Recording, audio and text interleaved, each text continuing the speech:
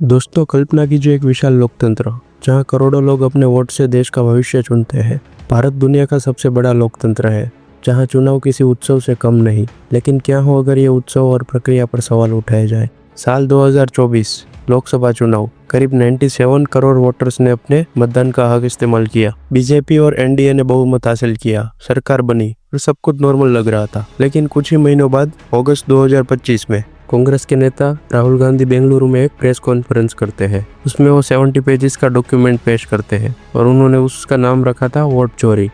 उनका दावा था कि कर्नाटक की महादेवपुरा विधानसभा सीट, जो बेंगलुरु सेंट्रल लोकसभा क्षेत्र का हिस्सा है, उसमें वोटर लिस्ट में बहुत बड़ी गड़बड़ हुई है। राहुल गांधी का कहना है कि यह पहले से ही हुई साजिश थी जिसने बीजेपी को जीत दिलाई। लेकिन आखिर क्या था इस डॉक्यूमेंट में, चलिए एक एक करके देखते हैं।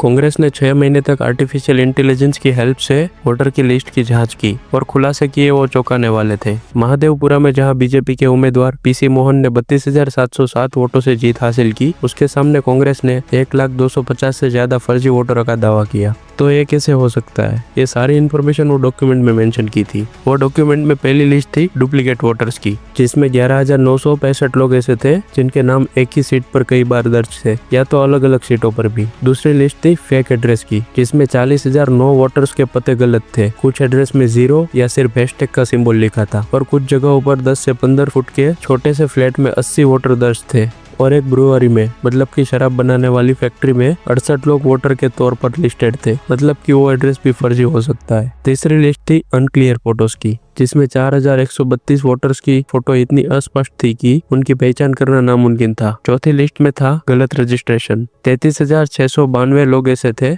जिन्होंने नए वोटर के लिए बने फॉर्म 6 का मिसयूज किया, जिसमें एक 70 साल की महिला का नाम 2 बार 2 महीने के अंदर थोड़े से बदलाव के साथ दर्ज किया था। कांग्रेस का कहना था कि यह गड़बड़ सिर्फ महादेवपुरा तक सीमित नहीं थी। हरियाणा में कांग्रेस 8 सीट से हारी थी और महाराष्ट्र में भी ऐसी कंप्लेंट्स थी। और राहुल गांधी ने इसको लोकतंत्र की हत्या का करार दिया और कहा कि अगर यह गड़बड़ नहीं होती तो नतीजे कुछ और ही होते।